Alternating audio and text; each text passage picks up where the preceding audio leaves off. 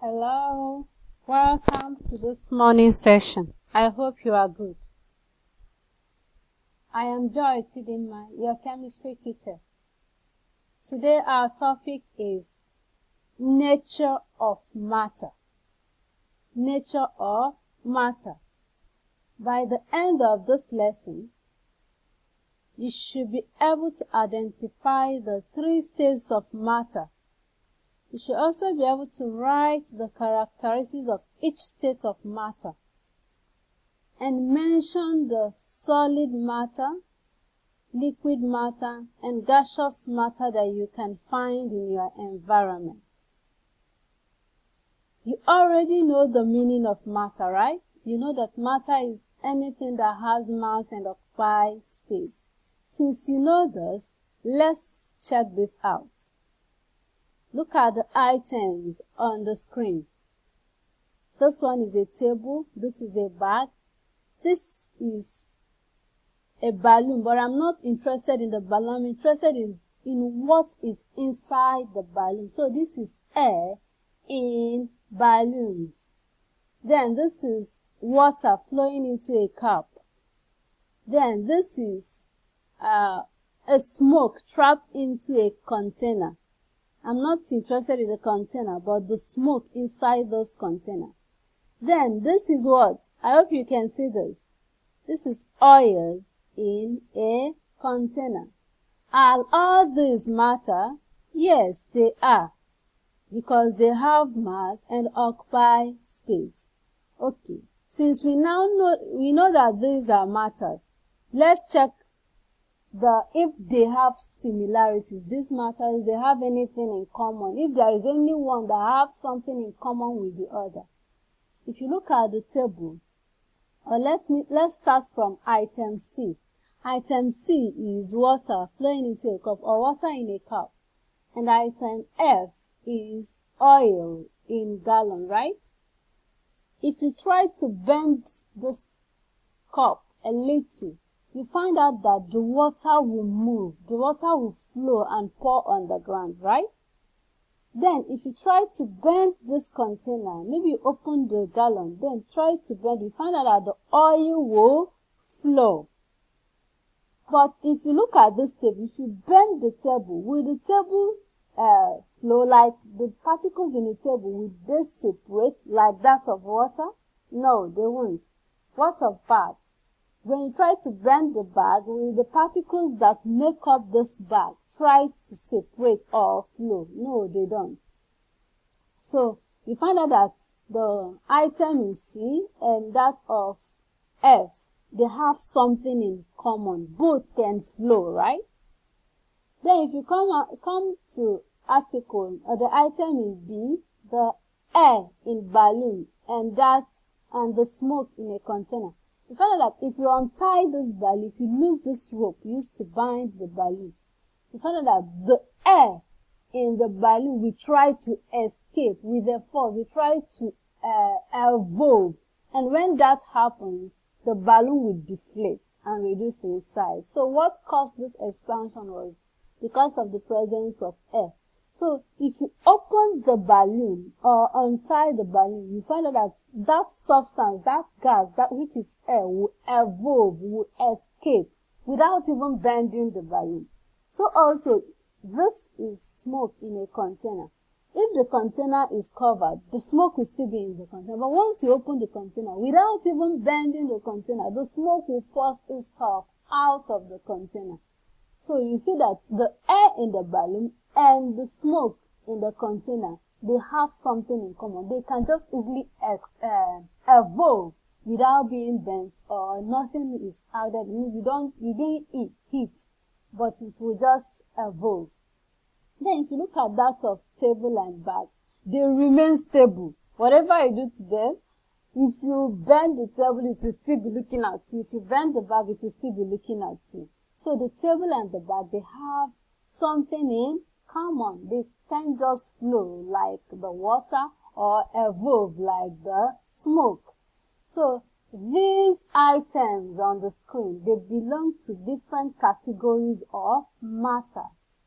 That is what brings us to nature of matter. Matter can exist in three different states. And these states are the solid state, the liquid state, and the gaseous state. Let's see the properties of these states so that you can classify these items under these three states.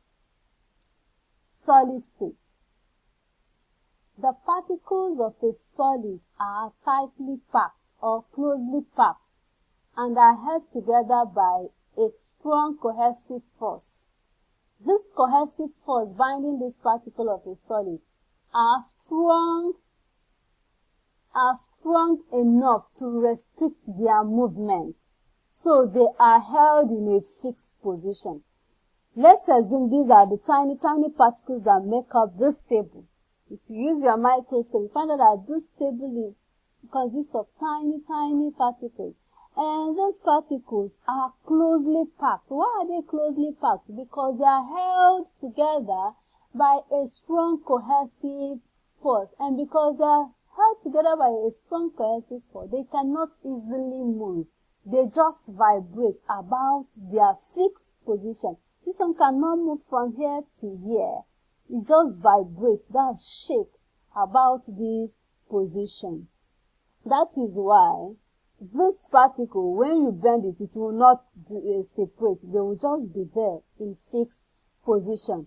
As a result of this, solids have definite shape and definite volume, and they are difficult to compress.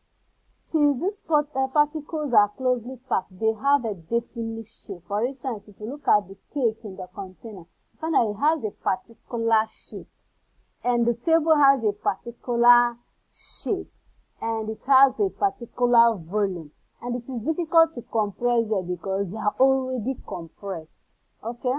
So examples of other solid matters are wood, pen, table, eraser, seats, etc. Even your pen is a solid matter because it can't just flow like liquid.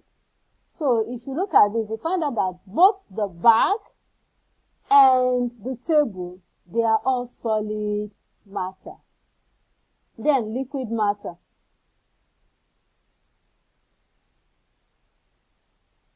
Liquid matter have definite volume but no shape. It takes the shape of its container. The particles that make up a liquid, they are slightly apart, not closely packed like the solid. So they are slightly apart than those in a solid. The force of attraction between those particles of a liquid are weak compared to that of the solid. So they have more kinetic energy, that's energy to move about, and are no longer held in a fixed position. Hence, they can translate, move a little from one place to another. So they have slight movement. For instance, these are particles. Let's say these are particles that make up water or oil. Because they are slightly apart. You see that there are gaps between this molecule and this molecule, this one and this one. So they are slightly apart than those of the solid. Because the force of attraction between the particles, are not as strong as that of the solid. They are weak.